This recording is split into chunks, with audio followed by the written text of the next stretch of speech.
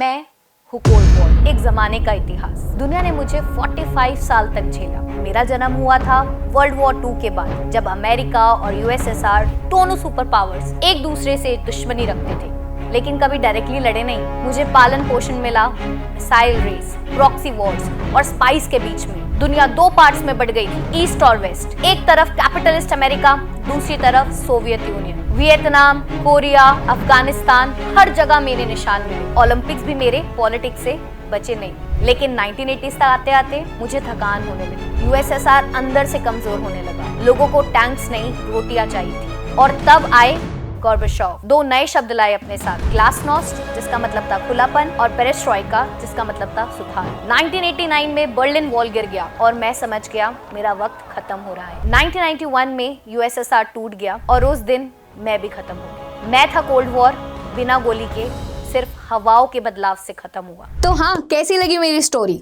कैसी लगी पूरी जर्नी कोल्ड वॉर की?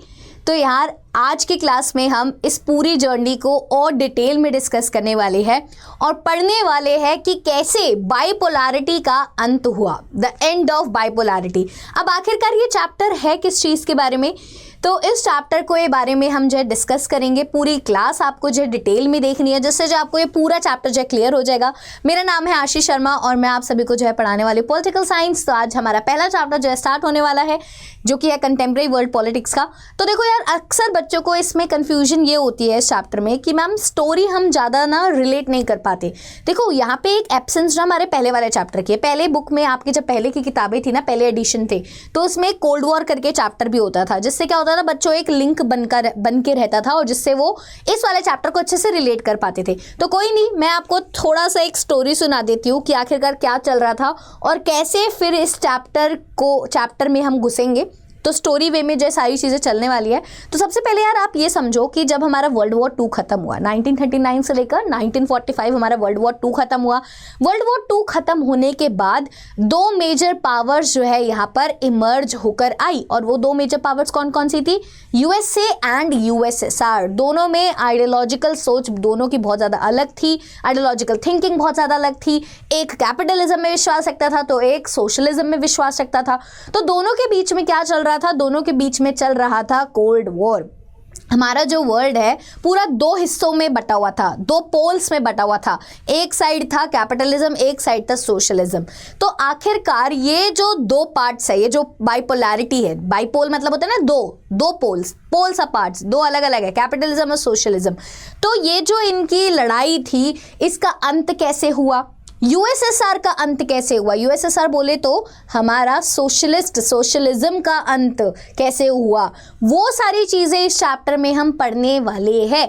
दैट्स व्हाई इस चैप्टर का नाम क्या है? The end of bipolarity. Okay, तो आपको नाम समझ आया।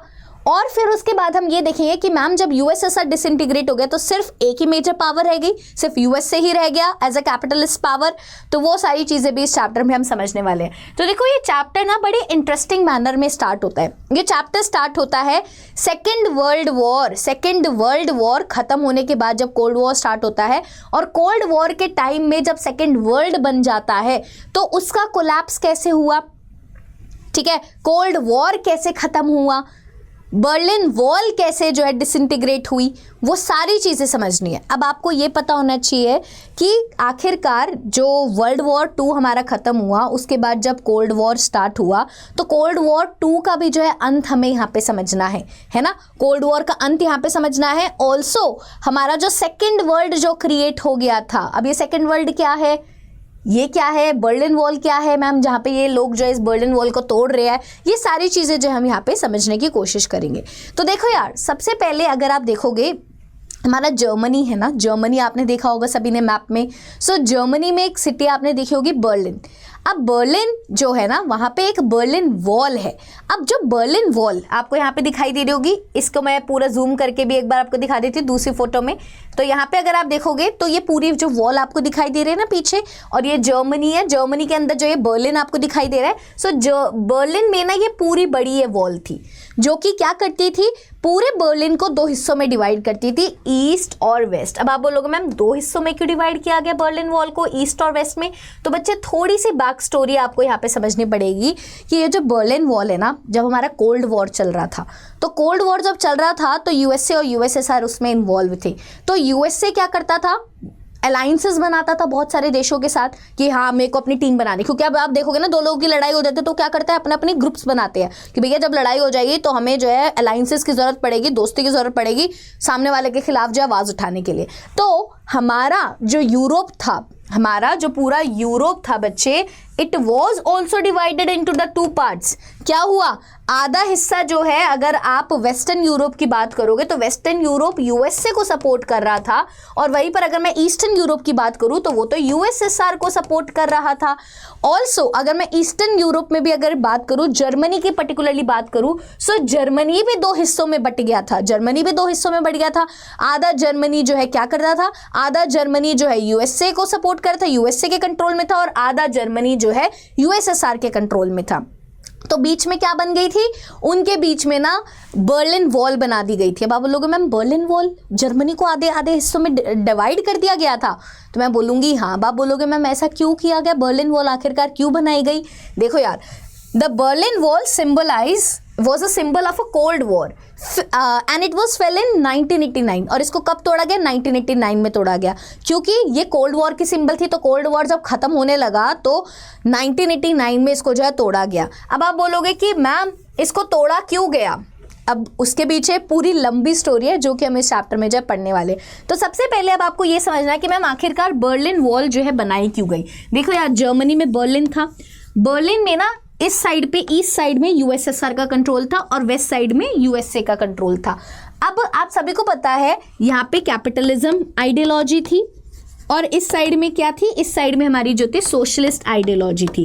अब क्या हो रहा था बच्चे, जहाँ पे कैपिटलिज्म होता है तो वहाँ पे क्या होता है, प्राइवेट ओनरशिप होती है, प्राइवेट इंडिविजुअल्स होते हैं। तो देखने को मिला कि यार वेस्ट साइड में ना बहुत ज़्यादा डेवलपमेंट हो गई, प्राइवेट इंडिविजुअल्स आ गए, लोगों को नौकरी मिली, लोग जो है यहाँ पे अच्छी लाइफ जी रहे थे, लोग के पास जॉब थी, लोग के अच्छे घर थे, अच्छा इन्वायरमेंट था। बट ईस्ट साइड में क्योंकि सारी चीज़ें गवर्नमेंट कंट्रोल थी तो लोगों को यहाँ पे जो है गरीबी देखने को मिली, यहाँ पे कुछ डेवलपमेंट नहीं हो पाई, सारा जो गवर्नमेंट के कंट्रोल में था। ऐसा होता है ना, आपने देखा होगा कि प्राइवेट चीज़ें ज़्यादा बेहतर होती है एज कम्पेयर टू गवर्नमेंट वाली चीज़ें। गवर्नमेंट हॉस्पिटल ही देख लो, प्राइवेट हॉस्पिटल ही देख लो, चाहे पैसे लगते हैं but they offer you the better facilities. तो हमें यहाँ पे अगर आप जर्मनी में जो बर्लिन वॉल इसलिए बनाई गई क्योंकि ईस्ट साइड से ना लोग भाग भाग के वेस्ट में जाना चाहते थे, क्योंकि उनको ये था कि यार जो कैपिटलिज्म के अंदर तो यार अच्छी जिंदगी है, हम तो यहाँ पे मरे जा रहे हैं। तो बहुत सारे लोग यहाँ पे भाग के वेस्ट साइड में जाना चाहते थे। तो यहाँ पे ये जो सोशलिस्ट लोग थे, सोशलिस्ट लीडर्स थे, उनको ये अच्छा नहीं लगा कि हमारे लोग यहाँ पे भाग के जा रहे, तो उन्होंने यहाँ पे जो दीवार खड़ी कर दी थी बर्लिन में बीचों बीच, कि कोई भाग के ना जा पाए, कोई ईस्ट से वेस्ट जर्मनी ना जा पाए। जर्मनी का जो है 2 हिस्सों में जो बंटवारा कर दिया, ठीक है। तो ये कब हो रहा था, जब कोल्ड वॉर चल रहा था, क्योंकि सोशलिस्ट और इनमें तो लड़ाई है ना, तो क्यों ये चाहेंगे कि ये यहाँ पे भाग के जाए वेस्ट में। और आपको पता है बहुत सारे लोगों ने दीवार तोड़ने की भी पूरी कोशिश करी। बहुत सारे लोग जो है कोशिश जब करते थे दीवार टापने की, तो क्योंकि उधर बार्ब्ड वायर्स वगैरह, डॉग्स वगैरह रखते थे, सिक्योरिटी गार्ड्स वगैरह रखते थे, तो अगर कोई क्रॉस करने की भी कोशिश करता था वॉल, तो उनको शूट कर दिया जाता था, है ना। इतना मुश्किल था वहाँ पे वॉल को क्रॉस करना। कुछ लोगों ने तो नए तरीके अपनाए कि भैया मुझे तो है इस बर्लिन वॉल के उस साइड जाना है, मेरे को वेस्ट साइड जाना है। तो यहाँ पे लोग क्या करते थे, एक फैमिली ने तो हॉट एयर बैलून, घर में ही हॉट एयर बैलून बना लिया और हॉट एयर बैलून की मदद से जो है वेस्ट की तरफ पहुंच गए। बहुत सारे लोगों ने अंडरग्राउंड सुरंगें बना ली, सुरंगें बना के जो दूसरी साइड जो है पहुंच गए। तो बहुत सारे लोगों ने पता नहीं क्या कुछ नहीं किया, कोई बुलडोजर लेकर जो दीवार में अंदर घुस गया कि दीवार को तोड़ के मेरे को दूसरी साइड जाना है। सो पीपल ने बहुत ज़्यादा यहाँ पे सफ़र किया बिकॉज उनको ईस्ट में नहीं रहना था। ऑब्वियसली एवरीवन वांट प्रॉस्पेरिटी, हर किसी को वेस्ट में जाने था, ठीक है। तो यहाँ पे बर्लिन वॉल क्या सिंबलाइज करती थी, कैपिटलिस्ट एंड कम्युनिस्ट वर्ल्ड के बीच का डिवीजन। ओके, सो जर्मनी जो है वर्ल्ड वॉर 2 के बाद ना डिवाइड हो गया था। मैंने आपको बोला ना यूरोप डिवाइड हो गया था, सोशलिज्म और कैपिटलिज्म में बट गया था, ठीक है। अब क्या आता है, तो फाइनली मैम लोगों ने इसको तोड़ना क्यों स्टार्ट किया, क्योंकि जब लोगों को रियलाइज हो गया कि यार ये सोशलिस्ट का आइडिया स्टार्टिंग में तो काफ़ी अच्छा लगा हमें, स्टार्टिंग में सोशलिज्म का आइडिया बहुत सारे लोगों ने सपोर्ट किया, बट एंड में जाते जाते इसमें तो हमें बहुत सारी कमियां दिखाई देने लगी। इसमें तो हमारा उद्धार ही नहीं हो रहा था, इसमें तो बल्कि हम लॉस में जा रहे थे। तो लोगों को जब ये रियलाइज होने लगा कि इसमें कोई फायदा नहीं है, तो फाइनली धीरे धीरे लोगों ने आवाज़ उठाई, प्रोटेस्ट किया, और फाइनली 1989 में इस बर्लिन वॉल को जो है तोड़ दिया गया और जर्मनी को यूनिफाई किया गया। और उस दिन जो है सब लोग आपस में, ईस्ट और वेस्ट के लोग आपस में गले मिले। मतलब it was a day of happiness, बहुत ज़्यादा हैप्पी वाला वो दिन था।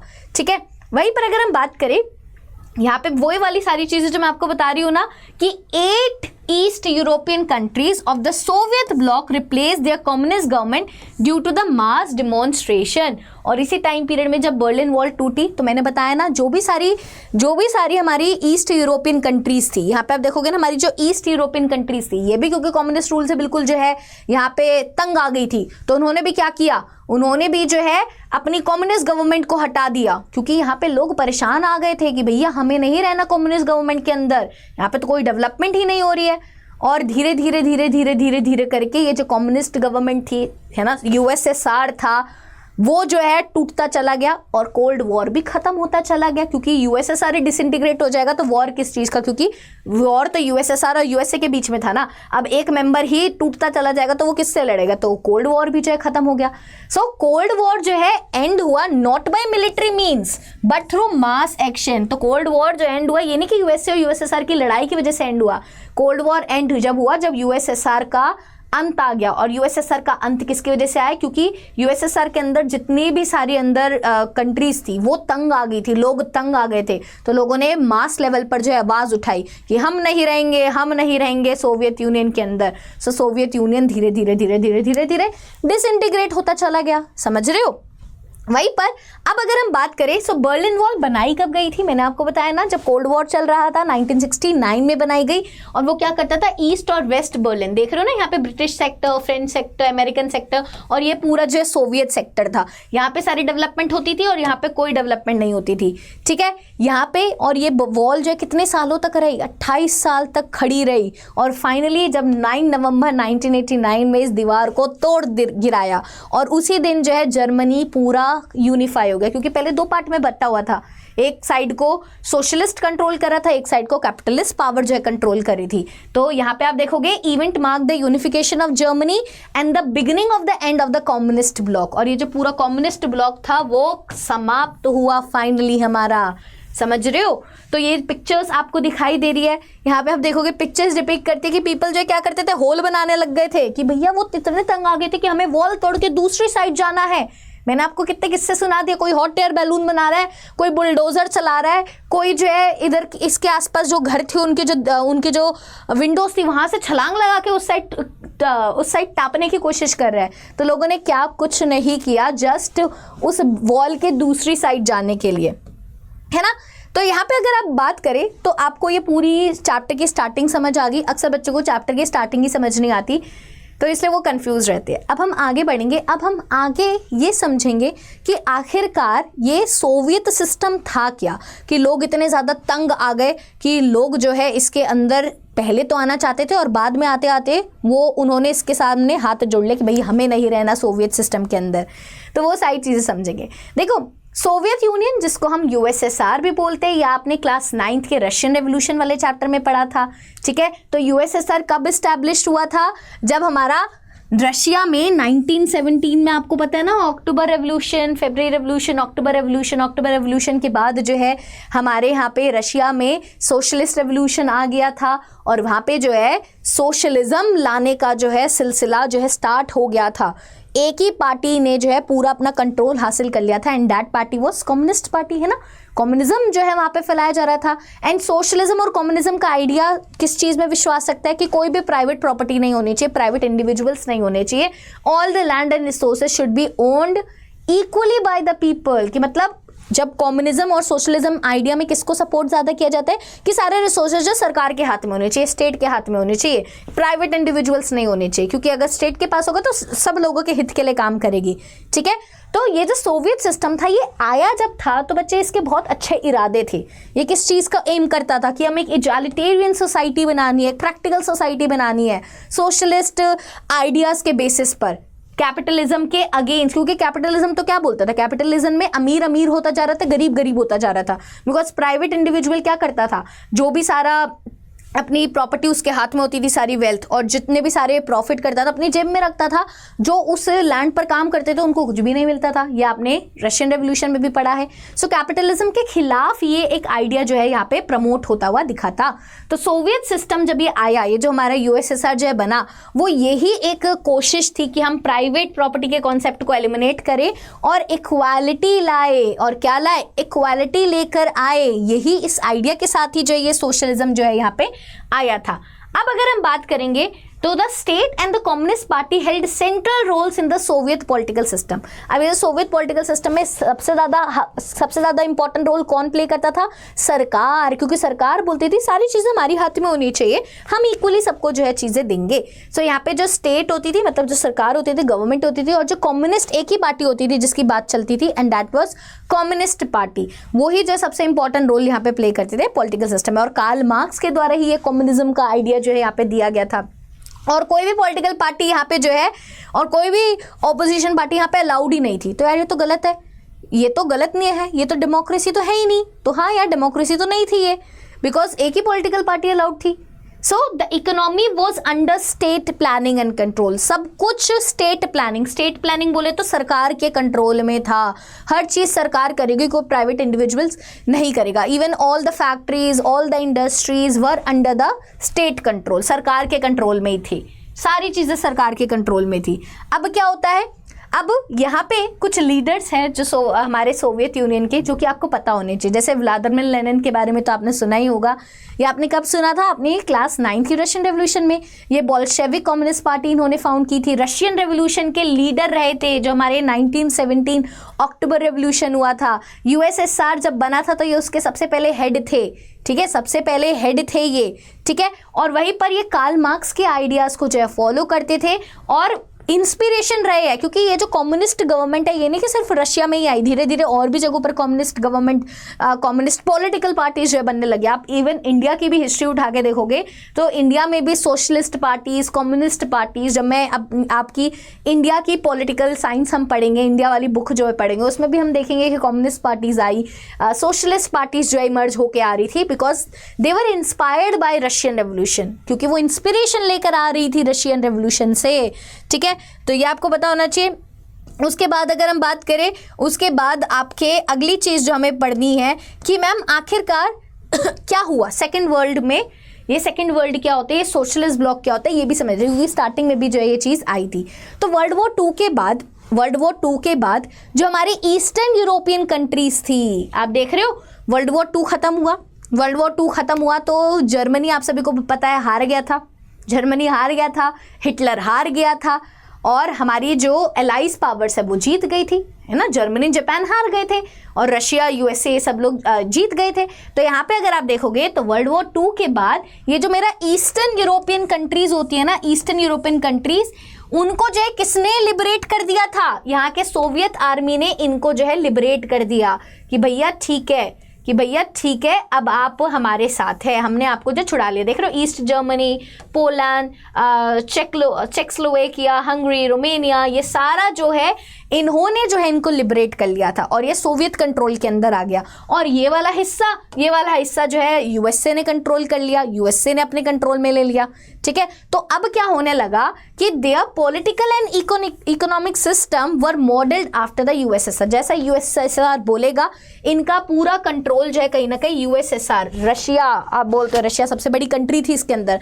यूएसएसआर के अंदर ना बहुत सारी कंट्रीज, बहुत सारे अलग अलग रीजन्स, टेरिटरीज मिलकर जो है यूएसएसआर बनाते हैं, है ना। यूएसएसआर का मतलब सिर्फ रशिया नहीं, यूएसएसआर के अंदर बहुत सारी चीजें आ जाती है, ठीक है। तो यहाँ पे आप देखोगे, इसको हमने क्या बुलाना स्टार्ट किया, इसको हमने सेकंड वर्ल्ड बुलाना स्टार्ट किया। सेकंड वर्ल्ड और सोशलिस्ट ब्लॉक, जैसे हम इंडिया को क्या बोलते थे, थर्ड वर्ल्ड, क्योंकि इंडिया जो है ना ही कैपिटलिज्म के आइडिया को प्रमोट करता था, ना ही सोशलिज्म के आइडिया को प्रमोट कर रहा था, क्योंकि बच्चे हम तो नॉन अलाइंड थे। या आप अपनी जो दूसरी बुक है उसमें ये पढ़ोगे तो कहीं ना कहीं ये बन गया हमारा सेकंड वर्ल्ड। ये क्या बन गया, सेकंड वर्ल्ड, क्योंकि फर्स्ट वर्ल्ड तो कौन है, यूएस से डोमिनेटेड है, ठीक है। सेकंड वर्ल्ड कौन है? जो यूएसएसआर डोमिनेटेड है, और इसी को हम सोशलिस्ट ब्लॉक भी बोलते हैं। इसको क्या बोलते हैं? इसको हम सोशलिस्ट ब्लॉक भी बोलते हैं।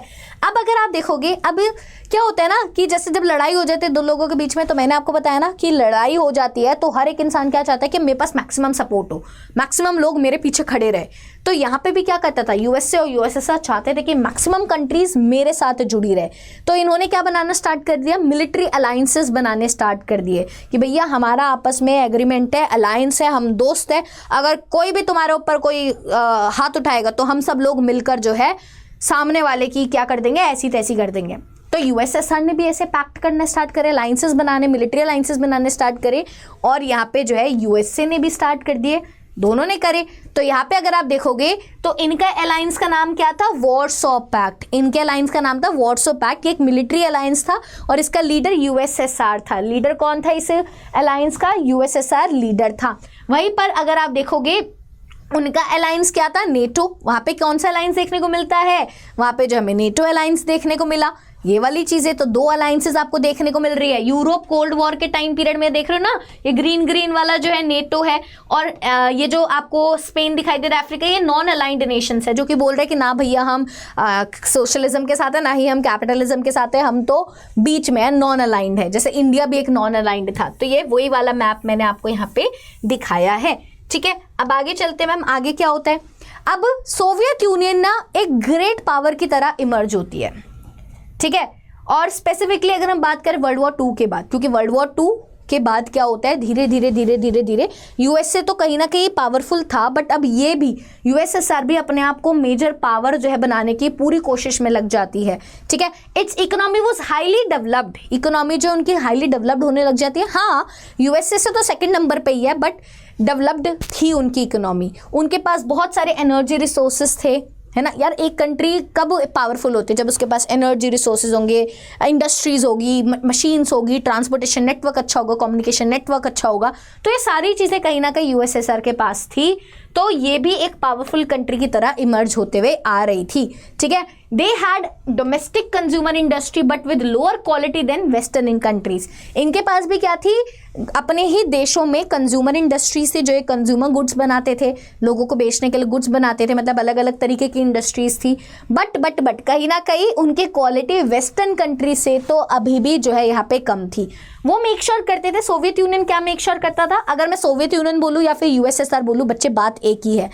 सोवियत यूनियन इंश्योर करता था minimum standard of living for citizens, कि भैया हर एक इंसान के पास जो है इक्वालिटी हो, हर एक इंसान के पास या बेसिक खाना पीना, घर और एक कपड़े जो है हो। ठीक है, और बेसिक हेल्थ और एजुकेशन जो है सबको जो है मिले। ठीक है, क्योंकि ये क्या है, ये सोशलिज्म के आइडिया पे बेस्ड है ना, कम्युनिज्म के आइडिया पे बेस्ड है, इक्वालिटी के बेस्ड है। ये नहीं कि अमीर अमीर होता चल जाए, गरीब गरीब होता चल जाए। ये मेक श्योर करते हैं कि सबके पास एटलीस्ट बेसिक चीज़ें तो हो। यहाँ पे हमें देखने को मिला कि सोवियत यूनियन में कोई भी अनएम्प्लॉयमेंट नहीं थी, हर किसी के पास जो है जॉब थी। स्टेट ओनरशिप, मतलब स्टेट ओनरशिप डोमिनेट करती थी। ऑब्वियसली बात है, हर चीज़ सरकार के हाथ में ही होती थी, चाहे लैंड हो, चाहे और भी कोई मशीन्स हो, इंडस्ट्रीज हो, सारे प्रोडक्टिव एसेट्स वगैरह सब जो है सरकार के ही हाथ में थे। ठीक है, ये तो सारी अच्छी अच्छी चीज़ें चल रही है। तो मैम दिक्कत कहाँ पे आई? अब दिक्कत यहाँ से आने स्टार्ट हुई। सोवियत सिस्टम अच्छा खासा चल रहा था, बट धीरे धीरे अब हम देखेंगे कि कुछ चैलेंजेस क्रिएट होने लगे हमारे सोवियत सिस्टम के सामने। जैसे सोवियत सिस्टम जो है बहुत ज़्यादा हाईली ब्यूरोक्रेटिक एंड अथॉरिटेरियन जो है बनना स्टार्ट हो गया। अब आप इसका मतलब क्या हुआ यार? देखो, जब सारी चीज़ें सरकार के कंट्रोल में रहेगी तो सरकारी काम तो आपको पता है ना, एक बार जब सारा करप्शन जो है आने लग जाता है, सारी चीज़ें बहुत ज़्यादा टाइम लेने लग जाती है, धीरे हो जाती है काम। प्राइवेट में आप देखो कि तब बढ़िया बढ़िया काम होता है, क्योंकि दे रन फॉर प्रॉफिट। यहाँ पे अब उनको प्रॉफिट मेकिंग के लिए तो करना नहीं, तो सारी चीज़ें धीरे धीरे अथॉरिटेरियन हो जाती है कि भाई मेरे से बढ़कर कोई है ही नहीं, हमारा काम होगा तो यहीं से होगा, तो खड़े रहो, हो जाएगा काम। ठीक है, तो वही वाली चीज़ आ जाती है। अब यहाँ पे कोई डेमोक्रेसी नहीं थी। सोशलिज्म था ना, सोशलिज्म में डेमोक्रेसी थोड़ी थी। यहाँ पे कोई डेमोक्रेसी नहीं थी, क्योंकि लोगों के पास पावर नहीं थी कि वो अपना रिप्रेजेंटेटिव चूज करे। कम्युनिस्ट पार्टी ने तो बोल दिया था कि सिर्फ मैं अकेली हूँ और कोई पॉलिटिकल पार्टी रह ही नहीं सकती। यहाँ पे लोगों के पास फ्रीडम ऑफ स्पीच नहीं था यार। लोगों का फ्रीडम ऑफ स्पीच यहाँ से छीन लिया गया कि तुम्हें कोई हक नहीं है कुछ भी बोलने का। तो इसकी वजह से लोगों के अंदर जो है धीरे धीरे एंगर है ना, वो जो है इकट्ठा होने लगा। Institutions of the state needed reform, और वहीं पर जो हमारे सरकारी जो इंस्टीट्यूशंस थे उनमें भी जो बदलाव लाने की जरूरत थी, ऐसा नहीं है कि वो बिल्कुल परफेक्ट थे। कम्युनिस्ट पार्टी है tight control and lacked accountability. Communist party का अपना जो है पूरा कंट्री के ऊपर ना पूरा कंट्रोल था और किसी के टुवर्ड्स अकाउंटेबिलिटी नहीं थी, कोई इससे क्वेश्चन नहीं कर सकता था कि तुम कर क्या रहे हो या फिर क्या नहीं कर रहे हो, ठीक है। People in the Soviet Republic desired more autonomy over cultural and regional affairs. अब जो भी यूएसएसआर के अंदर सारी अलग अलग टेरिटरीज थी वो क्या चाहती थी कि यार हम तो थक गए हैं भैया इन यूएसएसआर इन कम्युनिस्ट पार्टी के अकॉर्डिंगली सारी चीज़ें चलते चलते हमें अपने रीजन के ऊपर अपने खुद के अधिकार, क्योंकि USSR it was a very big, उसके अंदर छोटे छोटे रीजन्स आते थे जिनका अपना अपना खुद का कल्चर था, अपनी एथनिसिटी थी, तो दे वांटेड कि यार हमें थोड़ी ऑटोनॉमी दो ना, हम तुम्हारे हिसाब से ही चलेंगे, है ना। तो यहाँ पे आप देख रहे हो ना, लोगों ने आवाज धीरे धीरे अब उठाना स्टार्ट किया, ठीक है। So although the USSR was supposed to be a union of 15 equal republics, in practice Russia held most of the power. So USSR बच्चे किससे बना था? 15 टेरिटरीज, जिसके अंदर Russia, Estonia, Latvia, Lithuania, Belarus, Ukraine, Moldova, Georgia, Armenia, Azerbaijan, Kazakhstan, Uzbekistan, Turkmenistan, Kyrgyzstan, Tajikistan, ये सब मिलकर USSR बनाते थे, ठीक है। और कहा तो ये गया था कि आप सबको इक्वल रिपब्लिक्स हो, आप सब इक्वल एग्जिस्ट करते हो हमारे यूएसएसआर में, बट भैया वो कहने की बातें थी। इन सभी में सबसे ज़्यादा पावरफुल कौन था? सबसे ज़्यादा पावरफुल यहाँ पे रशिया था। रशिया ही जो है इनकी जो सेंट्रल गवर्नमेंट थी उसको डोमिनेट करता था। मिलिट्री, इकोनॉमी, पॉलिटिकल सिस्टम सब रशिया के अकॉर्डिंगली चलता था। कहने को ये बाकी कंट्रीज भी है, बट इन कंट्रीज की कोई सुन ही नहीं रहा है, इनके कल्चर को कोई इनको ऑटोनॉमी नहीं दे रहा है, इनको फ्रीडम नहीं दे रहा है। तो ऑब्वियसली बात है ये सारी कंट्रीज क्या करेंगी? अब ये यूएसएसआर का पार्ट बन के रहना चाहेंगी, धीरे धीरे चाहेंगे कि मुझे निकालो, मैं अपनी एक अलग कंट्री बनाऊंगी, मेरे को यूएसएसआर के अंदर है नहीं है। सो वही हुआ कि people from non Russian Republic, जो नॉन रशियन रीजन्स है ना, Estonia, Latvia, Lithuania, Belarus, Ukraine, ये क्या करने लगे? इनको लगने लगा कि यार हम तो इग्नोर हो रहे हैं, हमारे तो कल्चर को सप्रेस किया जा रहा है, हमारी तो कोई वैल्यू ही नहीं है इस यूएसएसआर में।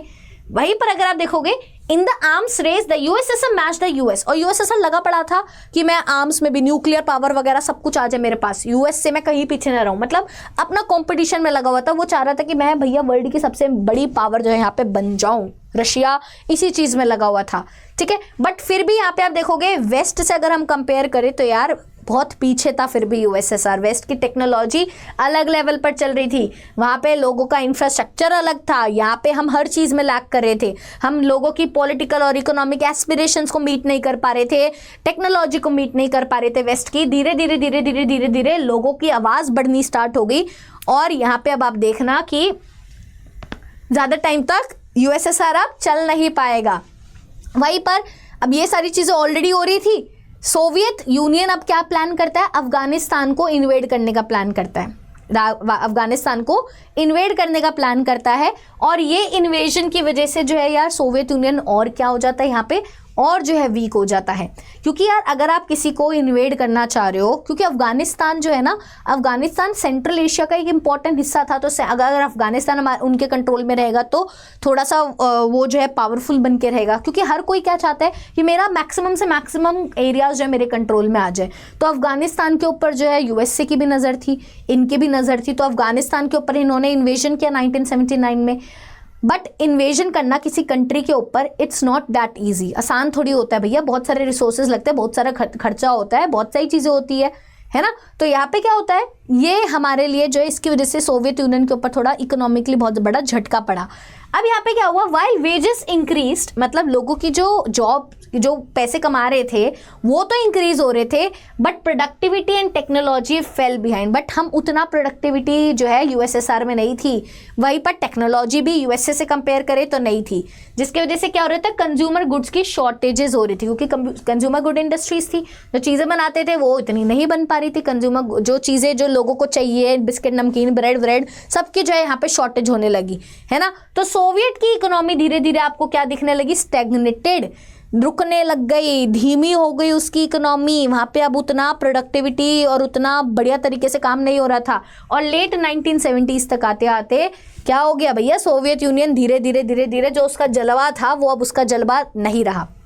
और इसी टाइम पीरियड में अगर आप देखोगे आते हैं गॉर्बाचोव, यहाँ पे आपको दिखाई दे रहे हैं गॉर्बाचोव अंकल आते हैं। और गॉर्बाचोव की लीडरशिप में हम देखेंगे कि ये जो यूएसएसआर की डिसइंटीग्रेशन का प्रोसेस है, उसकी समाप्ति का प्रोसेस है और तेज हो जाता है। सो देखते हैं गॉर्बाचोव ने ऐसा क्या किया। सो गॉर्बाचोव जो है यहाँ पे क्या बन जाते हैं, कम्युनिस्ट पार्टी के लीडर बन जाते हैं, ठीक है, सोवियत यूनियन के पूरे लीडर बन जाते हैं 1985 में। अब इनको लगता है, इनकी क्या सोच थी, इनको लगता था कि यार हमें ना क्या करना है, अगर वेस्ट के साथ बिल्कुल बन के चलना है, वेस्ट के साथ जो है साथ साथ चलना है, तो हमें जो है अपने ईस्ट में रिफॉर्म्स लाने पड़ेंगे। देखो यार वेस्ट आगे बढ़ता जा रहा है और हम क्यों पीछे रह गए हैं, बिकॉज हम अपने आप को बदलना नहीं चाह रहे। ये ऐसा बोलते हैं ईस्ट को कि हम इतने पीछे रह गए और वेस्ट आगे बढ़ता जा रहा है टेक्नोलॉजी में। क्यों है, बिकॉज हम पीछे रह गए हैं। हमें अपने अंदर बदलाव लाने होंगे। अगर हम अपने अंदर बदलाव नहीं लाएंगे तो वेस्ट आगे निकल जाएगा और हम हमेशा जो है पीछे रह जाएंगे, ठीक है। तो यहाँ पे आप देखोगे कि गॉर्बाचोव की पॉलिसीज का काम क्या था, वेस्ट के साथ के रिश्तों को थोड़ा नॉर्मलाइज करो यार। अगर हम उनको दुश्मन की तरह समझेंगे तो भैया कभी आगे नहीं बढ़ पाएंगे। थोड़ा सा दोस्ती करके जो है हम थोड़ा आगे बढ़ पाएंगे, ठीक है। और थोड़ा सा सोवियत यूनियन को डेमोक्रेसी यहाँ पे लाओ। ये नहीं कि सिर्फ अपनी सरकार चल रही, नहीं, लोगों को भी थोड़ी पावर दो। अब ये बातें तो अच्छी कर रहे हैं, बातें तो बुरी नहीं कर रहे हैं, बट वही है इनकी बातों का जो कंसिक्वेंस है, जो इफेक्ट है, वो ऐसा था जो भैया किसी ने इमेजिन ही नहीं किया था। इनकी इंटेंशन नहीं थी कि यूएसएसआर टूट जाए, बट उनकी बातें इस तरीके की थी, उनके रिफॉर्म्स इस तरीके के थे कि धीरे धीरे लोगों को लगने लगा हाँ यार हमें डेमोक्रेसी चाहिए, क्योंकि इन्होंने थोड़ा सा डेमोक्रेसी की बातें कर दी, वेस्ट के साथ अच्छे रिलेशंस की बात कर दी। तो यहाँ पे लोग थोड़े और मोटिवेटेड हो गए और लोग अब क्या करने लगे, लोग जो है प्रोटेस्ट करने लगे कि हमें तो डेमोक्रेसी चाहिए, हमें तो थोड़ा खुलापन चाहिए, हमें तो अपना खुद का रूल चाहिए, कि हमें यूएसएसआर के अंदर नहीं रहना। तो वही तो मैं कह रही हूँ कि ईस्ट यूरोपियन कंट्रीज, क्योंकि बच्चे आप सभी को पता है ईस्ट यूरोपियन कंट्रीज भी तो हमारे मतलब सोवियत सेकेंड वर्ल्ड की कहलाती थी ना, पोलैंड वगैरह। हम ये अभी मैंने आपको दिखाया था मैप में। सो दे स्टार्टेड प्रोटेस्टिंग, उन्होंने प्रोटेस्ट करना स्टार्ट किया। अब वहां पे क्या होगा, सो सोवियत यूनियन ने इस बार क्या किया, इन प्रोटेस्ट के अगेंस्ट आवाज नहीं उठाई। यूजुअली क्या होता था, गॉर्बाचोव से पहले जितने भी लीडर्स थे, जब भी कोई प्रोटेस्ट होती थी तो उसको दबा देते थे कि भैया चुप बैठे रहा है, यूएसएसआर के बाहर जाने की बात कर रहा है, no no no no no. But इस टाइम पीरियड में सोवियत यूनियन के लीडर जो थे गॉर्बाचोव थे, तो उन्होंने इन आवाजों को दबाया नहीं, उनमें इंटरफेन नहीं किया, जिसकी वजह से क्या होने लगा, धीरे धीरे जो कम्युनिस्ट रिजीम था, जो कम्युनिस्ट ब्लॉक बना हुआ था पूरा ईस्टर्न यूरोप में, वो जो है यहाँ पे टूटने लगा, धीरे धीरे कोलैप्स होने लगा। और वहीं पर अगर आप देखोगे क्या होगा, जब कोलैप्स होगा तो धीरे धीरे यूएसएसआर भी तो पूरा टूट जाएगा ना, जब उसके अंदर से अलग अलग कंट्रीज से बाहर निकलने लगेगी। तो यही हुआ कि Gorbachev initiated economic and political reforms, बहुत सारी इकोनॉमी और पॉलिटिक्स में भी डेमोक्रेसी वगैरह सारे रिफॉर्म्स लेकर आए, और opposition to these reforms emerge from within the communist party. अब ऑब्वियसली बात है, हर कोई जो है इन रिफॉर्म्स के फेवर में नहीं था, क्योंकि बहुत सारे जो ऑर्थोडॉक्स बिल्कुल कम्युनिस्ट हार्ड लाइनर्स थे, उनको ये बेकार लगे कि यार ये क्या बात कर रहे हैं, इतने मुश्किल से हमने यूएसएसआर बनाया और यहाँ आके भैया रिफॉर्म्स की बात कर रहा है, और ऐसे रिफॉर्म्स जो कि हमारे यूएसएसआर को तोड़ देंगे, ठीक है। तो यही अगर मैं बात करूं तो इनके, अगर आप थोड़ी बहुत और इनके बारे में जानना चाहोगे, तो ये जो लास्ट लीडर थे सोवियत यूनियन के, क्योंकि उसके बाद तो सोवियत यूनियन डिसइंटीग्रेट हो गया था ना 1991 में। और इनके द्वारा कौन कौन सी पॉलिसीज लेकर आई गई थी, पेरेस्ट्रोइका, जिसका मतलब था कि इकोनॉमी को दोबारा से रीस्ट्रक्चर करना, इकोनॉमी को थोड़ा खोलना, इकोनॉमी को जो है थोड़ा सा बिल्कुल बांध के नहीं रखना, और ग्लासनोस्ट की ओपननेस लाना, थोड़ा political openness, democracy type of लाना, ठीक है। तो यहाँ पे आप देखोगे इन्होंने क्या किया, जो यूएस के साथ क्या चल रही थी, आर्म्स की रेस चल रही थी कि मेरे पास ये बंदूक है, मेरे पास ये न्यूक्लियर पावर है, ये न्यूक्लियर पावर है, दोनों आपस में लड़ते रहते थे, क्योंकि कोल्ड वॉर था ना बच्चे, कोल्ड वॉर में दोनों के पास न्यूक्लियर पावर थे, ठीक है। दोनों जो है ऐसे भी मौके आए जब ऐसा हो गया था कि अब न्यूक्लियर वॉर ना छड़ जाए, तो बस वही था कि बस बच गया, ऐसा नहीं हुआ, क्योंकि सिर्फ कोल्ड वॉर तभी उसको कहते हैं, वो असली वॉर में कन्वर्ट नहीं हुआ, क्योंकि बातों बातों में ही ऐसे ही लड़ते रहते थे, प्रॉक्सी वॉर्स लड़ते रहते थे, बट एक डायरेक्ट लड़ाई नहीं हुई, ठीक है। तो यहाँ पे उन्होंने वो जो आर्म्स रेस चल रही थी यूएस के साथ, उसको उन्होंने एंड किया। उन्होंने सोवियत ट्रूप्स को जो है अफगानिस्तान से हटा लिया और ईस्टर्न यूरोप से, क्योंकि अफगानिस्तान भी इन्वेड करना चाहते थे तो बोला यार अफगानिस्तान से हटाओ। ईस्टर्न यूरोप में भी पूरा कंट्रोल था, वहाँ से भी उन्होंने ट्रूप्स मंगा लिए। तो अब आप देखोगे इन सब चीज़ों से क्या होगा, इन सब चीज़ों से क्या होगा, जो कम्युनिस्ट ब्लॉक, जो कम्युनिस्ट रूल इतना बड़ा स्टैब्लिश हुआ था वो टूटता चला जाएगा। और इन्हीं के टाइम पीरियड में क्या हुआ, जर्मनी का रीयूनिफिकेशन हुआ, क्योंकि वहाँ पे क्या हुआ, वहाँ पे बर्लिन वॉल जो है तोड़ दी गई। और इन्हीं के टाइम पीरियड में ये जो कोल्ड वॉर था, क्योंकि यूएसएसआर डिसइंटीग्रेट हो जाएगा इनके टाइम में और कोल्ड वॉर भी खत्म हो जाएगा। और इन्हीं को जो ब्लेम किया जाता है कि सोवियत यूनियन खत्म होने का कारण गॉर्बाचोव है। मैं कह रहा गॉर्बाचोव की वजह से, इनकी पॉलिसीज, इनके इकोनॉमिक, इनकी सोशल रिफॉर्म्स, पॉलिटिकल रिफॉर्म्स की वजह से ही जो है यूएसएसआर जो है टूटा। देखो ऐसा नहीं है कि इन्हीं की वजह से, पहले से ही बहुत सारी चीज़ें हो रही थी, बस ये है कि इनके आने से वो चीज़ें और कहते हैं ना एग्जिम्प्लीफाई हो गई और ज़्यादा जो है बड़ी हो गई और जो है वो टूट गया यूएसएसआर। तो यहाँ पे अगर आप देखोगे बहुत सारे लोगों ने गॉर्बाचोव को क्या किया, गॉर्बाचोव की सरकार को हटाने की कोशिश करी, कूप किया। कूप मतलब क्या होता है, जो ऑलरेडी एग्जिस्टिंग गवर्नमेंट है उसको थ्रो अवे कर देना, उसको जो तख्ता पलट कर देना। तो यहाँ पे कूप करने की कोशिश करी कि इन्होंने जो कम्युनिस्ट हार्ड लाइनर्स है, जिनको ये था कि यार ये क्या कर रहा है, कम्युनिस्ट रिजाइम को खत्म कर रहा है, कम्युनिस्ट रिजाइम खत्म होगा तो हमारा क्या होगा। तो कूप जो है इनके द्वारा किया गया, क्योंकि ये लोग चाहते थे गॉर्बाचोव को हटाए, क्योंकि ये अंकल क्या बातें कर रहे हैं, पॉलिटिकल रिफॉर्म्स, डेमोक्रेसी वगैरह। तो जो कम्युनिस्ट जो बिल्कुल ऑर्थोडॉक्स थे वो तो ये नहीं चाहते थे। तो कूप यहाँ पे करवाया गया। The Russian people having tested freedom resisted this coup. अब ऑब्वियस ही बात है ये कूप नहीं हो पाया, बिकॉज रशिया के लोगों को अब क्या लग गया था, लहू मुंह लग गया भैया, फ्रीडम लग गई थी, टेस्ट लग गई थी। अब जब एक इंसान को जब फ्रीडम मिल जाती है ना तो वो फिर बंद के नहीं रह सकता। तो यहाँ पे रशियन लोगों को समझ आ गया अब हम नहीं रहेंगे बंद कर, ठीक है। तो यहाँ पे एक और लीडर इमर्ज होकर आते हैं जिनका नाम था बोरिस येल्सिन। अब जब बोरिस येल्सिन थे ना, अब ये जो एक नेशनल हीरो बन जाते हैं। क्यों? क्योंकि इन्होंने कूप को अपोज करने में सबसे इंपॉर्टेंट रोल प्ले किया। ये बोले थे कि नहीं कूप नहीं होगा, सरकार तख्ता पलट नहीं होने देंगे, मिशेल गॉर्बाचोव की तैयार जो है चलती रहने दो। अब क्योंकि इन्होंने कूप को अपोज किया तो ये हीरो बन गए सबकी नजरों में कि हाँ हाँ सही बात कर रहे, सही बात कर रहे। तो यहाँ पे आप देखोगे, यहाँ पे हमें ना पावर शिफ्ट देखने को मिला, पावर डायनामिक्स यहाँ पे शिफ्ट होते हुए देखने मिले। बिकॉज अब सोवियत से पावर, सोवियत सेंटर से पावर अब किसके पास चली गई, रिपब्लिक। क्योंकि अब जो है हम धीरे धीरे किस में आ गए कि सिर्फ वो ऐसा नहीं होनी चाहिए कि ऑटोक्रेसी होनी चाहिए कि एक ही इंसान के पास पावर होनी चाहिए, एक ही पॉलिटिकल पार्टी के पास पावर होनी चाहिए।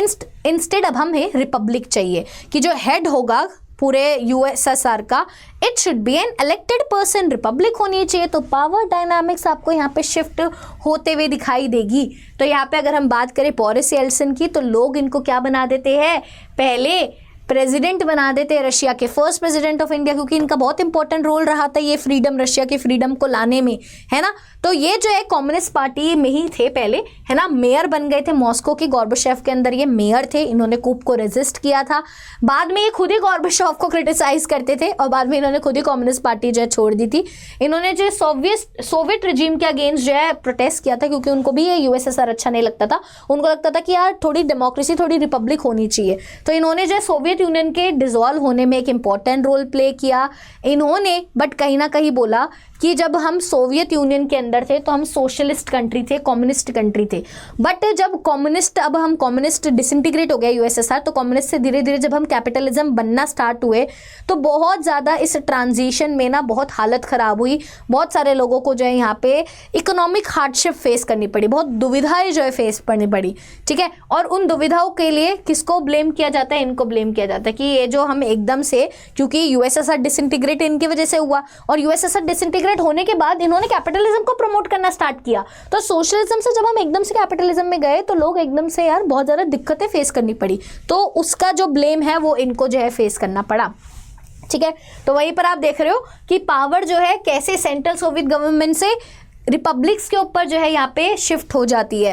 अब आप देखोगे European republic saw themselves as independent और सॉवरेन। अब यूरोप में जो यूएसएसआर के अंदर कंट्रीज आती थी ना, उन्होंने अपने आप को क्या बोलने लगे, वो अपने आप को रिपब्लिक समझने लगे कि अब हम रिपब्लिक है, हमारे यहाँ पे जो लीडर होगा it should be elected by people. तो जैसे अब आप देखोगे रशिया, यूक्रेन, बेलारूस, ये सारे अपने आप को अब इंडिपेंडेंट और सॉवरेन समझने लगे। कहते अब हम यूएसएसआर के अंदर नहीं, धीरे धीरे मतलब टूटने, पूरा डिसइंटीग्रेट होने लगा है। Central Asian republics however did not demand independence and wanted to stay with the union. तो ये तो यूरोप वाली है। यूरोप वाले क्या चाहते थे कि हमें यूएसएसआर से अलग अलग, हमें सोवियत यूनियन के साथ नहीं रहना, हमें तो अपना अलग रिपब्लिक बनना है। बट जो सेंट्रल हमारी एशियन रिपब्लिक्स थी, जैसे ताजिकिस्तान, वो सारी जो सेंट्रल एशिया की जो अलग अलग थी ना, यूएसएसआर के अंदर आते थे, वो उनको इंडिपेंडेंस नहीं चाहिए थे। वो कह रहे थे कि नहीं, हम तो यूएसएसआर के अंदर भी सही है, ऐसा कुछ नहीं है, हम यूनियन के साथ भी रहेंगे, ठीक है। बट फिर फाइनली अगर आप देखोगे 1991 दिसंबर में क्या हो जाता है, बोरिस येल्सिन की लीडरशिप में Russia, Ukraine and Belarus declared that the Soviet union was officially disbanded. तो ये जो यूरोपियन वाली जो रिपब्लिक्स थी, उन्होंने क्या डिक्लेयर कर दिया कि भैया अब सोवियत यूनियन ऑफिशियली खत्म है, अब हमें नहीं रहना, ये सारे तोड़ दिया जाए। सो कम्युनिस्ट पार्टी को बैन कर दिया जाता है कि कम्युनिस्ट पार्टी को हटाओ सबसे पहले, इसने जीना मुश्किल कर रखा है। और यूएसएसआर का डिसइंटीग्रेशन जो है पूरा हो जाता है, पूरा यूएसएसआर जो है डिसइंटीग्रेट हो जाता है, ठीक है। तो स्टोरी कैसी लग रही है यार, मजा आ रहा है? क्या मजा आ रहा है सभी को स्टोरी में? बोलो बोलो बोलो यार। पूरी स्टोरी है, पूरी बस स्टोरी की तरह समझना है तुम्हें, और कुछ भी नहीं करना है। स्टोरी की तरह समझोगे तो पूरा चैप्टर ऐसा लगेगा वाह वाह वाह, मैं मजा आ गया मजा आ गया मजा आ गया, क्या क्या चीज़ें हो रही है, ठीक है। बस स्टोरी है, समझो स्टोरी की तरह, कैरेक्टर्स कौन कौन से है, क्या क्या हो रहा है, वो सारी चीज़ें समझोगे तो मज़ा आएगा। सो अगर क्लास अच्छी लग रही है तो प्लीज़ लाइक कर दो, थोड़ा सा प्यार दिखा दो, क्योंकि इसी से जो मोटिवेशन मिलता है कि हाँ यार तुम्हें क्लासेस अच्छी लग रही है, चीज़ें समझ आ रही है। तो अब क्या होगा मैम, अब यूएसएसआर खत्म हो गया तो उसके बाद क्या होगा? पर ये यूएसएसआर खत्म होने के बाद अब कोई तो एक चाहिए ना पॉलिटिकल सिस्टम को संभालने के लिए। तो यहाँ पे कॉमनवेल्थ ऑफ इंडिपेंडेंट स्टेट्स बनाया जाता है। क्या बनाया जाता है? CIS बनाया जाता है, कॉमनवेल्थ ऑफ इंडिपेंडेंट स्टेट्स, ठीक है। और रशिया जो है क्या बनता है, रशिया जो है इसको पूरा हेड करने वाला बनता है। तो यहाँ पे आप देखोगे ना, CIS was established with Russia as the successor state of the USSR. अब आप देखोगे यूएसएसआर डिसइंटीग्रेट हो गया, जितने भी सारी 15 उसके अंदर अलग अलग रीजन्स थे वो अब इंडिपेंडेंट हो गए। अब यहाँ पे जो है CIS बनाया जाता है, कॉमनवेल्थ ऑफ इंडिपेंडेंट स्टेट्स बनाया जाता है, ठीक है। और यहाँ पे जो है रशिया जो है उसको यूएसएसआर को सक्सीड करती है कि अब सोवियत यूनियन नहीं है, अब CIS है, और रशिया जो है इसका मेजर कंट्रोल रशिया के हाथ में रहेगा, ठीक है। So the Russia inherited the Soviet union seat in the UN security council. अब आप सभी को पता है यूनाइटेड नेशन के बारे में, UN के बारे में हम आगे भी पढ़ेंगे, UN के बारे में हम आगे भी पढ़ेंगे। तो रशिया क्या करती है, रशिया जो है UN में यूएसएसआर की जो सीट होती है ना, वो कौन लेगा, क्योंकि यूएसएसआर तो पूरा 15 देशों से बना हुआ था। अब यूएसएसआर की जगह पर अपना Russia as a major power emerge होकर आती है। जो छोटी छोटी कंट्रीज होगी वो तो हो गई, बट यहाँ पे रशिया जो है वो यूएसएसआर की सीट UN सिक्योरिटी काउंसिल में रशिया को जाती है वो seat. Russia also assume the international treaties, जितनी भी इंटरनेशनल ट्रीटीज हुई थी यूएसएसआर के साथ, वो रशिया वो बोलता है कि मतलब वो मेरे साथ हुई है, ठीक है। रशिया मतलब कि बेसिकली यूएसएसआर टूट गया तो यूएसएसआर की जगह पे अब रशिया आ गया अब, है ना। और जितनी भी कमिटमेंट से यूएसएसआर की रशिया बोलता है मैं हैंडल करूंगा। जो बाकी देश होता है तो बोलते हैं भैया हमारा कोई लेना देना नहीं, हम अपन अलग हो गए हैं, हम जो है अपनी अलग अलग कंट्री है। बट यूएसएसआर बोलता है कि ठीक है मैं अब जो है सारी रिस्पॉन्सिबिलिटी लूंगा, ठीक है। अब फाइनली क्या होता है, the Soviet union cease to exist as a geopolitical entity. अब सोवियत यूनियन का कोई कुछ नहीं रहा, अब सोवियत यूनियन कुछ भी नहीं है, अब रशिया है। अब Russia as a major power की तरह जो है इमर्ज होकर आया, बट उतनी मेजर पावर नहीं थी जितनी यूएसए की थी और जितनी यूएसएसआर की हुआ करती थी, ठीक है। आप यहाँ पे देख सकते हो रशिया क्योंकि बहुत बड़ा यूएसएसआर था, अब ये यूएसएसआर जब डिसइंटीग्रेट हुआ तो ये सारी 15 की 15 कंट्रीज जो है नई इमर्ज होकर आई 1991 में, ठीक है। अब अगर हम बात करें कि why did the Soviet union disintegrate, अब ये क्वेश्चन तो तुम खुद भी आंसर कर सकते हो कि क्यों हुआ सोवियत यूनियन डिसइंटीग्रेट, सारी चीज़ें पढ़ी तो है, बस वही अब उसको बस एक बार हमें दोबारा से एक बार नज़रों के सामने से निकालना है कि आखिरकार सोवियत यूनियन डिसइंटीग्रेट क्यों हुआ। देखो सबसे बड़ा कारण था कि सोवियत इंस्टीट्यूशन के अंदर ही इतनी सारी कमियां आ गई थी, वीकनेसेस आ गए थे। मतलब ऐसी चीज़, मतलब अगर आप कोई पॉलिटिकल सिस्टम हो और आपके अंदर जिनके ऊपर आप रूल कर रहे हो, जिनको आप कंट्रोल कर रहे हो, वही लोग आपसे खुश नहीं है, तो इवेंचुअली आप वो पॉलिटिकल जो हमारा इंस्टीट्यूशन है वो ज़्यादा टाइम तक नहीं चल पाएगा। यहीं पर भी यही हुआ क्योंकि यहाँ पे लोगों की एस्पिरेशंस जो है पूरी नहीं हो पा रही थी यार। हमारी इकोनॉमी बिल्कुल स्टैग्नेंट होती जा रही थी, कंज्यूमर गुड्स की शॉर्टेजेस थी, आपने देखा था ज़्यादा से ज़्यादा पैसा आर्म्स में लग रहा था, इन्वेजन्स में लग रहा था, तो लोग जो है क्या हो रहे थे, अंदर ही अंदर गुस्से में आ रहे थे और वो इस सोशलिस्ट सिस्टम को क्वेश्चन करने लगे। तो उनको ये था कि यार हम जब सोशलिज्म के अंदर आए थे तो हम इतने होप से आए थे कि इसमें इक्वालिटी मिलेगी, सब कुछ अच्छा मिलेगा, बट यहाँ पे तो हमें कुछ और ही देखने को मिल रहा है, यहाँ पे तो हमारे को बल्कि और प्रॉब्लम्स देखने को मिल रही है। तो ये एक कारण था। वहीं पर आप देखोगे USSR dedicated substantial resources to its nuclear and military arsenals. USSR क्या करता था, अपनी इकोनॉमी में सबसे ज़्यादा इंपॉर्टेंस किसको दे रहा था, मिलिट्री को देता था, न्यूक्लियर पावर को देता था, लोगों के ऊपर स्पेंड नहीं कर रहा था। तो इसकी वजह से भी लोगों के ऊपर जो है क्या आ रहा था, इकोनॉमिक बर्डन आ रहा था, क्योंकि प्राइवेट इंडिविजुअल्स नहीं है, सरकार को ही सब कुछ करना। अब सरकार लगा पड़ा है दूसरे कामों में, एजुकेशन, हेल्थ, इन सब कामों में ध्यान नहीं देगा तो क्या आएगा, इकोनॉमिक बर्डन आएगा। Development of satellite states in the eastern Europe and the Soviet system led to the economic strait. अब सैटेलाइट स्टेट्स का मतलब क्या होता है कि मैंने आपको बताया था ना कि रशिया क्या मतलब पूरा यूएसएसआर क्या चाहता था, आसपास के रीजन को भी अपने कंट्रोल में ले लूँ, कि आसपास का रीजन ना सैटेलाइट, मेरे सैटेलाइट स्टेट्स क्या होता है कि मेरे आसपास के जो रीजन है उनको भी मैं कैप्चर कर लूँ। जैसे अफगानिस्तान पे इन्वेजन किया कि वो वाला रीजन मेरे कंट्रोल में आ जाए, जितने सारे रीजन मेरे अंदर कंट्रोल में रहेंगे मैं उतना पावरफुल बनता रहूँगा। बट यार इन सब चीज़ों से क्या आता है, इकोनॉमिक बर्डन क्रिएट होता है, क्योंकि आप किसी भी रीजन को ऐसे प्यार से थोड़ी बोलोगे आजा भैया मेरे अंदर, आप उसको कहीं ना कहीं पावर यूज़ करोगे, अपना वॉर वगैरह करोगे, न्यूक्लियर वेपन्स यूज़ करोगे, तो उससे क्या होता है, बहुत ज़्यादा खर्चा होता है। So citizen saw disparities between the Soviet system and the West economic progress.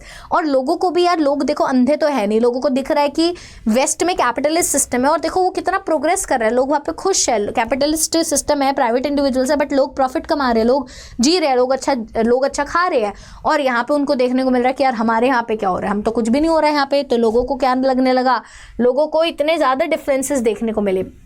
वहीं पर क्या होता है, the communist party had ruled for over 70 years without accountability. और ऊपर से जो ये कम्युनिस्ट पार्टी थी उसने भैया बहुत ज़्यादा गंद मचा रखा था, 70 ईयर्स तक रूल कर रखा था, बट लोगों के टुवर्ड्स कोई आंसरेबिलिटी नहीं थी, लोगों के टुवर्ड्स कुछ उसको आंसर नहीं देना कि भैया मैं हूँ, तुम्हारे भाड़ में जाओ तुम सब लोग, ये वाली चीज़ें हो रही थी। करप्शन था, स्लो थी, कोई ओपननेस नहीं थी, ना ही कोई लोगों के खिलाफ जो है कोई बढ़िया काम किया उन्होंने, ठीक है। Centralisation of authority alienated citizens, क्योंकि सारी पावर उनके पास में ही थी, तो उसकी वजह से सिटीजन्स को लगने लगा कि यार हम कौन है, हमारा कोई से ही नहीं है गवर्नमेंट में, हमारी तो कोई वैल्यू ही नहीं है गवर्नमेंट में। Bureaucrats gained privileges eroding popular support for the government. सारे जो ब्यूरोक्रेट्स थे, जो मेन कम्युनिस्ट पार्टी के इंपॉर्टेंट लोग थे, उन्हीं को सारी चीज़ें मिलती थी, ठीक है। और जिसकी वजह से जो है लोगों ने इस सरकार को सपोर्ट करना बंद कर दिया, क्योंकि लोगों को तो कोई फ़ायदा नहीं हो रहा है, लोगों को ये फ़ायदा नहीं होगा तो लोग क्यों इसको सपोर्ट करेंगे। और वहीं पर उसके बाद आप सभी को पता है ये सारी चीज़ें हो रही थी। इसी बीच जो है गॉर्बाचोव आ जाते हैं, गॉर्बाचोव आते हैं, वो अपने साइड इतने सारे रिफॉर्म्स लाते हैं, इकोनॉमी को, पॉलिटिकल को, एडमिनिस्ट्रेटिव चीज़ों को लूजन अप करने के लिए, ठीक है। जिसकी वजह से उनके रिफॉर्म्स की वजह से यार अनएक्सपेक्टेड, अनप्रिडिक्टेबल चीज़ें हो जाती है। वो सोच के नहीं आती कि मुझे यूएसएसआर तोड़ना है, बट कहीं ना कहीं उनके रिफॉर्म्स की वजह से जो है लोगों के अंदर आ जाते हैं कि हाँ यार हमें ओपननेस चाहिए, हमें डेमोक्रेसी चाहिए। और धीरे धीरे यूएसएसआर के अंदर जो अलग अलग रीजन्स होते हैं वो इंडिपेंडेंस डिमांड करने लग जाते हैं, है ना, रिफॉर्म्स डिमांड करने लग जाते हैं। So Gorbachev faced a loss of support and divided public opinion. तो बहुत सारे लोग जो है गॉर्बाचोव को जो है सपोर्ट करते भी और बहुत सारे लोग यहाँ पे सपोर्ट नहीं करते। बहुत सारे लोग जो है जो सपोर्ट नहीं करते वो होते हैं जो ऑब्वियसली बात है जो चाहते सोवियत यूनियन बना रहे, ठीक है। तो पब्लिक ओपिनियन डिवाइडेड था कि सपोर्ट करे या ना करे, अच्छा है या बुरा है। सो गॉर्बाचोव को लेकर ये सारी चीज़ें थी। वहीं पर धीरे धीरे लोगों के अंदर नेशनलिज्म की भावना भी जो है इमर्ज होकर आ रही थी। क्लास 10th में पढ़ा है ना नेशनलिज्म, कि सबको चाहिए कि हमारा अपना नेशन बने, हमारा अपना नेशन हो जहाँ पे जो है हमारा खुद की कॉन्स्टिट्यूशन हो, अपना खुद की सरकार हो, इलेक्टेड इंडिविजुअल्स हो और हमारी डेमोक्रेसी हो। सो नेशनलिज्म आने लगी थी और डिज़ायर फॉर सॉवरेनिटी, कि हमारा खुद का सुप्रीम रूल हो, ये कम्युनिस्ट पार्टी हमें सब ना बताए।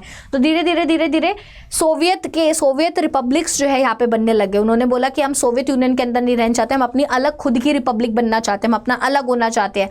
जैसे आप देखोगे रशिया हो गया, है ना, including Russia, Baltic republics, Ukraine, Georgia, Baltic republics जो बाल्टिक सी के आसपास जो रीजन है ना, मैं भी आपको दिखाऊंगी। तो वो सारे लोग भी जो है सब क्या मानने लगे कि हमें रिपब्लिक बनना है, हमें सोवियत यूनियन के अंदर नहीं रहना, ठीक है। So nationalist dissatisfaction became a crucial factor in the USSR. So यही हुआ, लोगों के अंदर अब वो नेशनलिज्म वाली भावना आ रही थी कि अब हम अपना नेशन बनाना है यार, अब हम इन कम्युनिस्ट पार्टी और सिर्फ एक सोवियत यूनियन के अंदर नहीं रहना चाहते हैं, अलग करो। तो इसकी वजह से जो है धीरे धीरे जब लोग ही अपनी पे आ जाएंगे तो यूएसएसआर तो डिसइंटीग्रेट होगा। ठीक है. So the central Asian republics often seen as potential hotspots due to ethnic and religious differences did not exhibit the strongest nationalist sentiment. तो यहाँ पे आप देखोगे कि इन सब लोगों ने तो दिखाया नेशनलिज्म पावर, बट जो सेंट्रल एशियन रिपब्लिक्स थी जहाँ पे मोस्टली आप देखोगे कि एथनिक और रिलीजियस डिफरेंसेस बहुत थे, ठीक है, बट उन्होंने ज़्यादा नेशनल सेंटिमेंट्स नहीं दिखाए, बल्कि वहाँ पे सबसे ज़्यादा देखने को मिलते थे, क्योंकि वहाँ पे सबसे ज़्यादा धर्म और सबसे ज़्यादा एथनिसिटी, सबसे ज़्यादा अलग अलग भाषाएं बोलने वाले लोग थे. बट सेंट्रल एशिया में फिर भी उनके में इतने जो चीज़ें वो है सेंटिमेंट्स उतने नहीं देखने को मिले, बट उतने नहीं देखने को मिले जितना हम एक्सपेक्ट कर रहे थे. ठीक है, तो ये सारी चीज़ें होती है. वहीं पर अब अगला क्या होता है, impact on prosperous areas. National dissatisfaction was more pronounced in the prosperous European regions such as Russia, the Baltic states, Ukraine and Georgia. तो मैंने आपको बताया ना कि सेंट्रल एशिया में इतने नेशनलिस्ट सेंटिमेंट्स नहीं थे. जो डेवलप्ड रीजन्स थे, जो समझदार थे, जो पढ़े लिखे थे, जो वेस्टर्न को देख रहे थे, जो कैपिटलिज्म को एडमायर करते थे, तो वो सारे लोगों में ज़्यादा डिससेटिस्फेक्शन था. उनको लगता था कि हम जो है citizens felt alienated from less developed areas and saw economic cost in keeping them within the USSR. तो मतलब वही था कि सिटीजन्स को लग रहा था कि यार हमें अलग होना है. यूएसए को देखो कितना डेवलप कर गया और हम यूएसएसआर के अंदर रह के हम तो भैया बहुत पीछे रह गए, हम बहुत एलिनेटेड हो गए, बहुत आइसोलेटेड हो गए, तो हमें जो है आगे बढ़ना है. ठीक है, तो हमें जो है आगे बढ़ना है. ये सारी चीज़ें हुई. वहीं पर अब आगे क्या होता है बच्चे, आगे अब आता है कि मैम ठीक है ये सारे तो कारण हो गए, हमने ये भी पढ़ लिया कि क्यों डिसइंटीग्रेट हुआ. ठीक है, कारण क्या थे, कैसे डिसइंटीग्रेट हुआ, ये भी पढ़ लिया.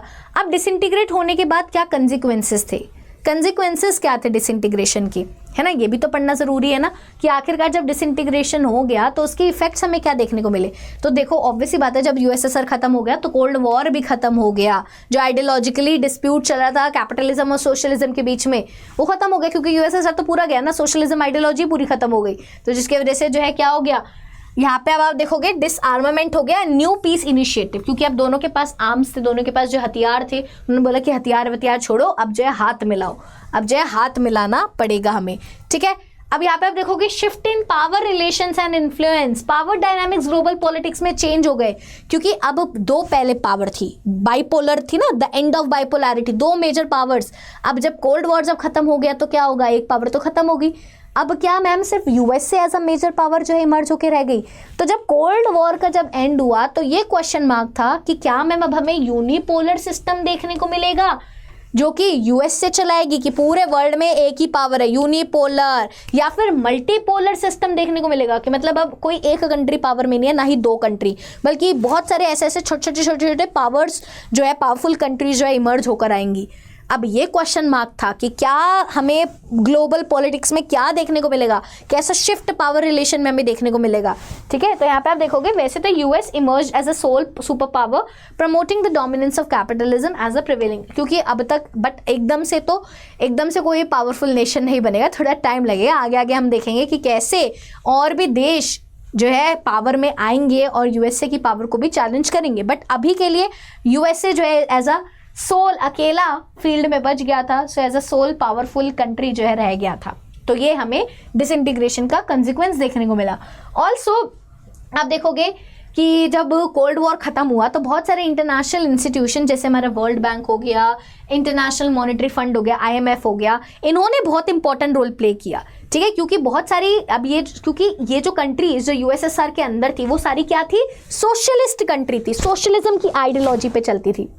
अब सोशलिज्म आइडियोलॉजी खत्म हो गई, अब धीरे धीरे वो वाली कंट्रीज भी कहाँ जाएंगी, कैपिटलिज्म की आइडियोलॉजी को अपनाएंगी. प्राइवेट इंडिविजुअल्स आएंगे कि हम अपना फैक्ट्री चलाना चाहते हैं, हम अपना बिजनेस चलाना चाहते हैं, हम अपना स्कूल खोलना चाहते हैं, हम अपना ये करना चाहते हैं, तो उनको भैया फंड्स की ज़रूरत पड़ेगी. तो ये दोनों बैठ गए थे कि आओ भैया हम देंगे तुम्हें लोन कौन देगा, हम देंगे, टेंशन नहीं लेने का. तो इन कंट्रीज़ की हेल्प किसने करी, इनको भी कैपिटलिज्म में कन्वर्ट करने में इनका इंपॉर्टेंट रोल रहा.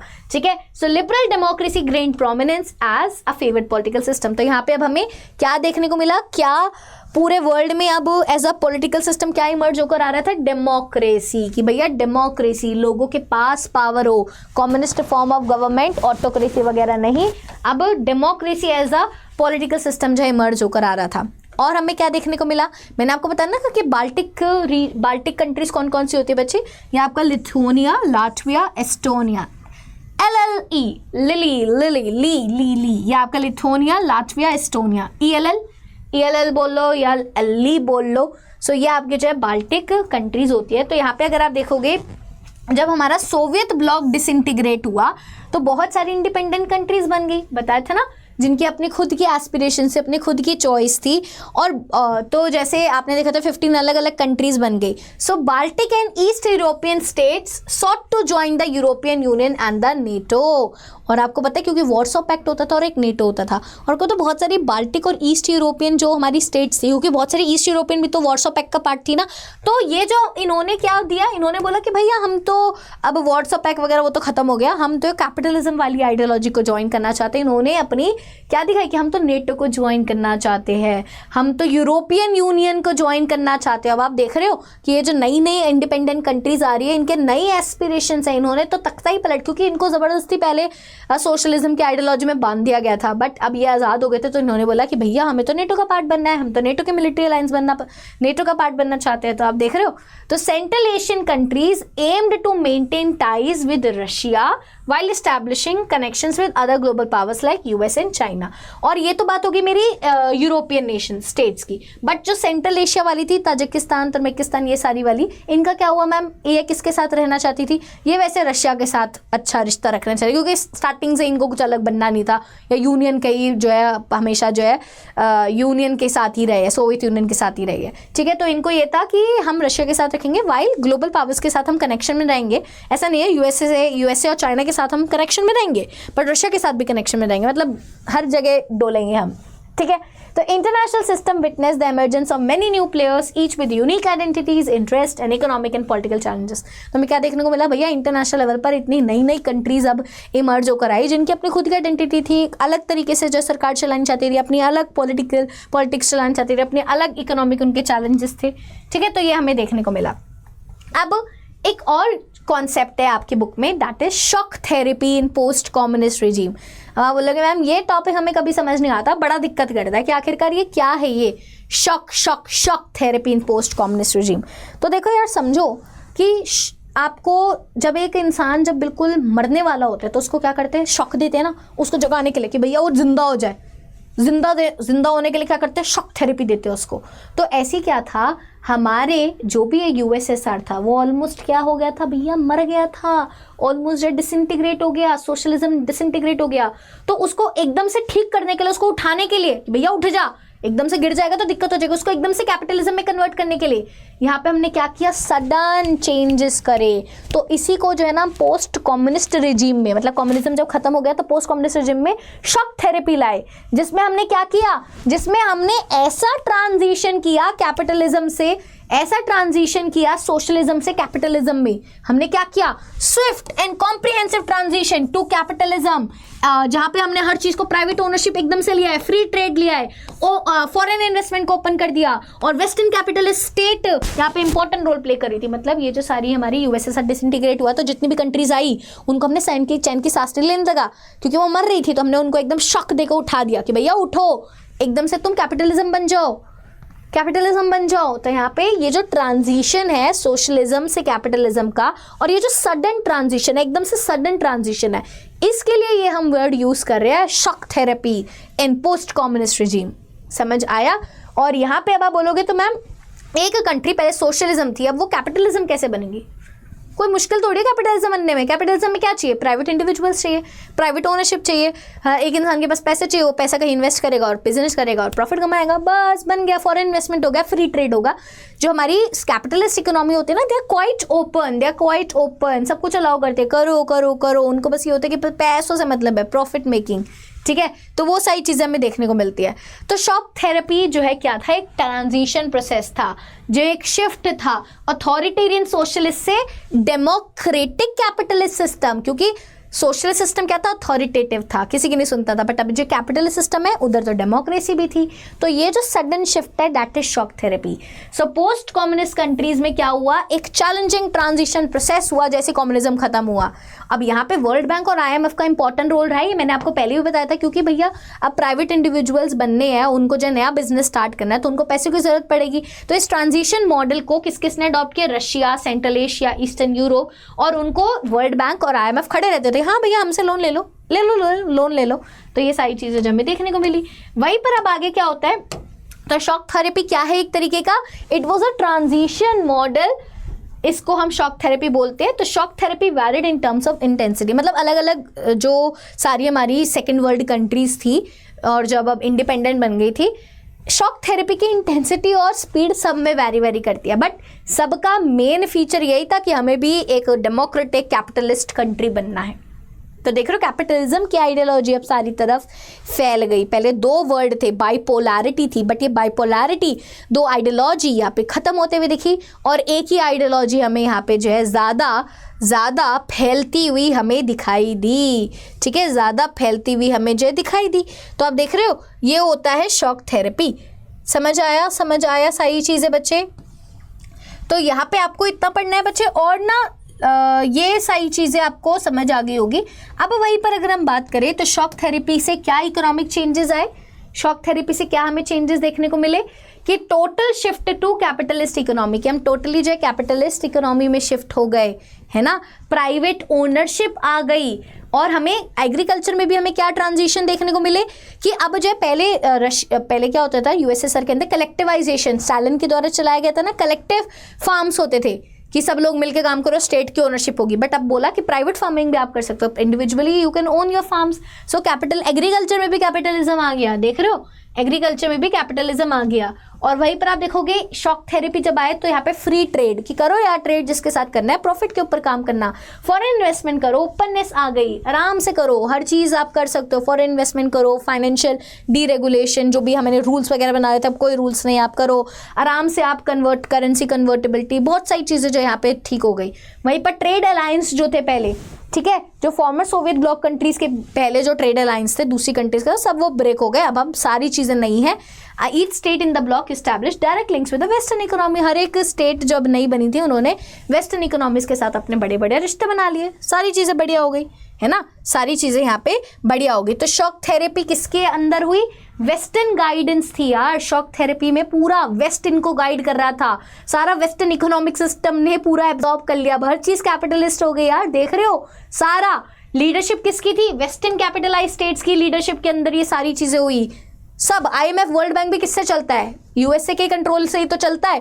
तो सारी चीज़ें अब इनका आ गया, मतलब आप देख रहे हो सोशलिज्म तो कुछ बचा ही नहीं, अब कैपिटलिज्म ही जो है यहाँ पे बचा। तो बच्चे देखो, क्योंकि ये जो है हमारा पूरा चैप्टर मुझे वन शॉट में करना था, तो जो बेसिक आइडियाज़ इस चैप्टर के, जो एक बेसिक फंडा है वो मैंने आपको पढ़ा दिया है। अगर आप डिटेल में ही पढ़ना चाहते हो तो और भी आगे क्लासेस आएंगे, उनमें भी हम डिटेल में पढ़ेंगे। अभी के लिए इतना ही, ठीक है। अभी मैं आपको एक और बात बताना चाहती हूँ कि अगर आप सारी चीज़ें डिटेल में पढ़ना चाहते हो, क्योंकि देखो यार चैप्टर में और भी बहुत सारी चीज़ें हैं, तो वन शॉट में तो सारी चीज़ें कवर नहीं हो सकती, we have to keep it concise. So यहाँ पे अगर आप डिटेल में पढ़ना चाहते हो, ऐसे ही अच्छे से पढ़ना चाहते हो, सो यहाँ पे जो है हमारे कोर्सेज है जहाँ पे मतलब आराम से 4-5 क्लासेस, मतलब 5-6 क्लासेस लग जाते हैं इस चैप्टर में, आराम से इसको हम कवर करते हैं। तो अगर आप यूजी एंड पीजी एंट्रेंस में जाओगे ना अड्डा 24/7 की वेबसाइट में, तो सीवीटी यूजी में, सीवीटी आर्ट्स में अगर आप जाओगे तो आपको यहाँ पे जो है बैच दिखाई देंगे। आधार ये क्लास 12th का बैच है जिसमें आपको क्लास 12th के सारे सब्जेक्ट्स पढ़ाए जाते हैं, और ये बैच आपको जो है पढ़ता है 3698 का दिखाई दे रहा है, बट इसका प्राइस और कम हो जाएगा अगर आप ये वाला कूपन कोड यूज़ करोगे, ठीक है। ASHI40 अगर आप यहाँ पे लगाओगे ना, ASHI40 अगर आप यहाँ पे लगाओगे तो आपको ये 3575 का पड़ेगा, 3575 का ये आपको जो है पूरा जो है बैच आपको जो है पड़ेगा। सो कम प्राइस में आपकी पूरी तैयारी हो जाएगी यार, सारे सब्जेक्ट्स आपको पढ़ाए जाएंगे, pol science, geography, history, economic, सारे सब्जेक्ट्स इसमें इंक्लूडेड है, ठीक है। वहीं पर अगर हम बात करें आपका ये सीयूईटी की भी अगर आप प्रिपरेशन कर रहे हैं तो देखो ये सीयूईटी में आती है इतनी डिटेल में चीज़ें, ऐसी चीज़ें होनी चाहिए कि भैया क्लास में ही लर्न हो जाए, और क्लास में ही लर्न करवाने की हम कोशिश भी करते हैं।